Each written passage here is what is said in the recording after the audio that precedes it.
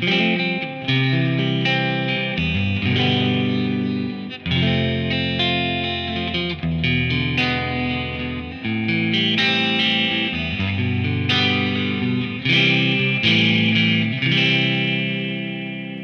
a little while ago, 42 Gear Street 7, Lennon Bailey and I went on a mission, finding the best tally on the entire event. And funny enough, the exact guitar we crowned that day, I'm holding it right here. This is the T-Stripe by JOSHI LAK guitars. Now it's not built for me and it's also not called after me, but it's a prototype built by someone I've known personally for years. And today we're not just looking at what makes this guitar so special, we're also using it to show you a few simple checks you can do on your own guitar to understand its playability and its resonance a little bit better.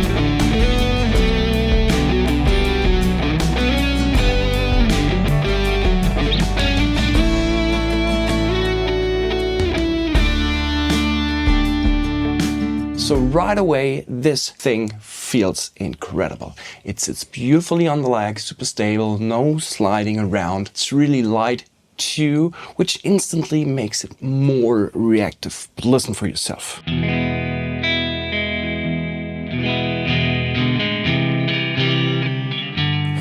Doesn't make sense at all, but it's so beautiful.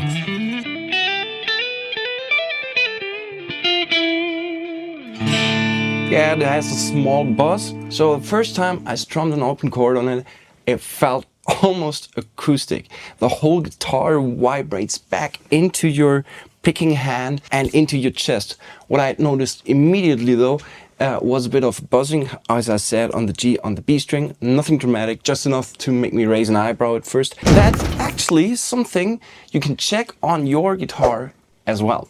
Play a big open chord and then slowly pick it through.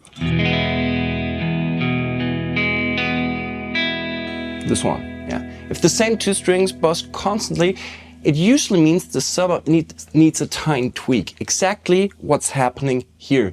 What you can do is raise the bridge or check the neck relief. I show you later on in the video how to do that, and then it might be fine. But even with that tiny downside, that resonance and openness is so obvious that this guitar still feels alive from the very first chord.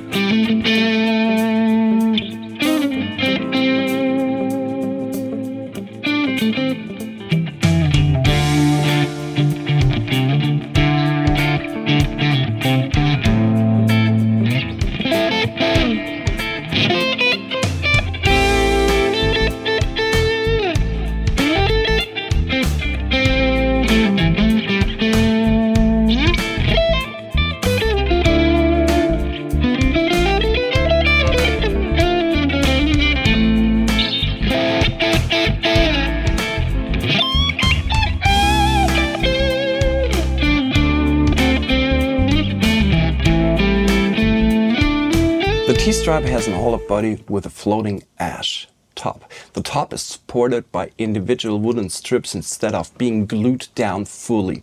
And that's a big reason why this guitar feels so open and almost acoustic. Pickups are TV Jones, the bridge comes from Kiss My Strings. The neck is full maple with a small inlay on the fretboard. It has a compound radius and the whole thing weighs about 3.12 kilograms. And while checking all that, I did something I always do with resonant guitars. Just pull it slightly against your chest and hit a chord. If the guitar pushes back into you, like this one does, you know the construction is really working.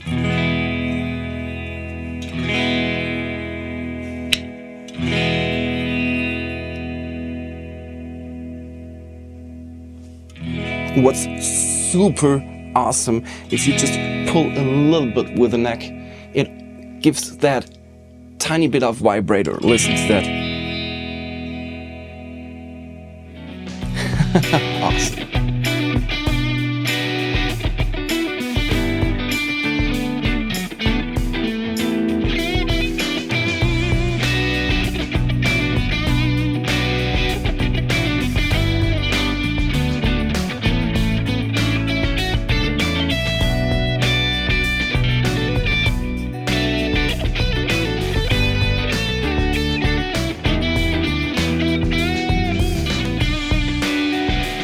Now let's talk playability. The compound neck profile is super comfortable. Lower positions give you all the space you need for open chords, and up high it flattens out just enough to make it solo effortless. Listen.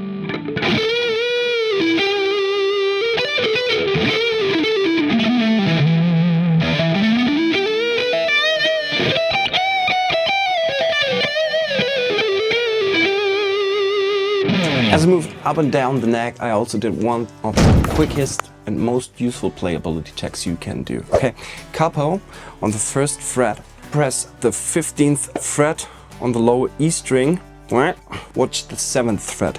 If there's a tiny gap, it means that the fret action or the neck relief is perfect. If there's a huge gap, you have like I think it's called concave, and that means that the truss rod inside the guitar is not tight enough, so you have to tighten it up. You do that with this truss rod thingy. If you check it here and there is no gap at all, it means the neck profile is too tight. That means you have to release the truss rod a little bit, you know what I mean? So you can adjust this right away on your string, and you just have to pull down the string at the 1st and the 15th fret, and then have a look at the 7th fret.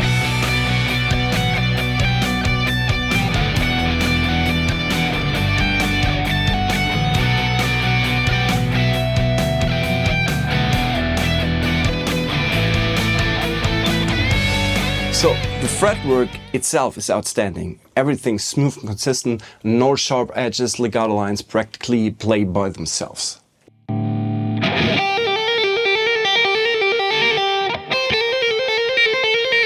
On a strap, the T-strap hangs naturally. Oh my god, come on. There's a slight hint of neck heaviness, completely normal with such a lightweight body, but nothing distracting. Letting the guitar hang freely is a great way to see where the headstock wants to go. This one dips slightly and then settles. Sitting down, it's just as comfortable. It rests against the upper body without digging in or shifting around. If you want to test this with your own guitar, place it on your knees, lift your hands briefly and see if it stays put. Well-balanced guitars make everything easier.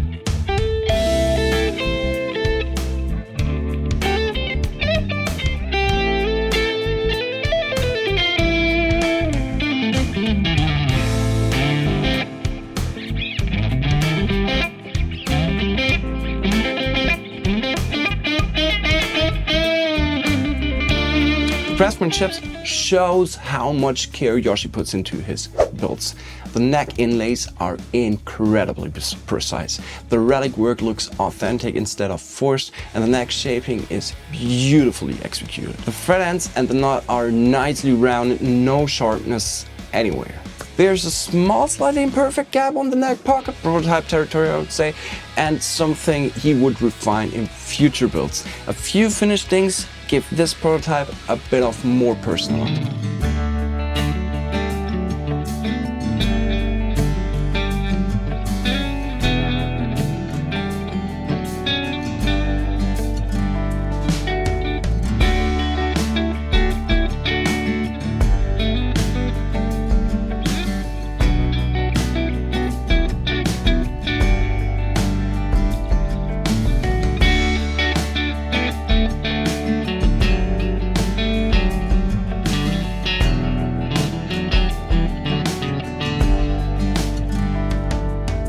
And while we're already talking about Joshi, let me tell you something about that dude. Joshi himself is calm, empathetic, and genuinely listens to what you want in a guitar, while still being professional enough to tell you when something won't work. Okay?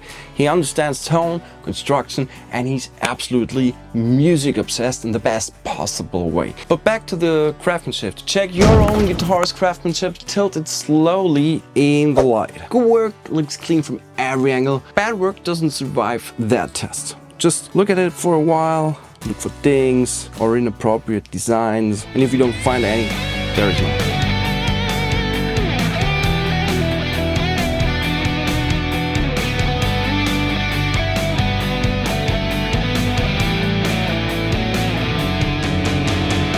So who is this guitar for? Definitely for professional players or anyone with budget and the appreciation for a well-built boutique instrument. It's priced in a range where you can seriously ask yourself, do I buy that overpriced Gibson on the shop wall, or do I put the same amount of money into something that's built for me? Tele fans and boutique fans will both feel at home here, while players who love resonance, openness, clarity, string separation, especially thin line fans, will get a lot out of this guitar. Maybe not the first choice for heavy punk rhythm, but the lead tones, thanks to the resonance, unbelievably fun. Like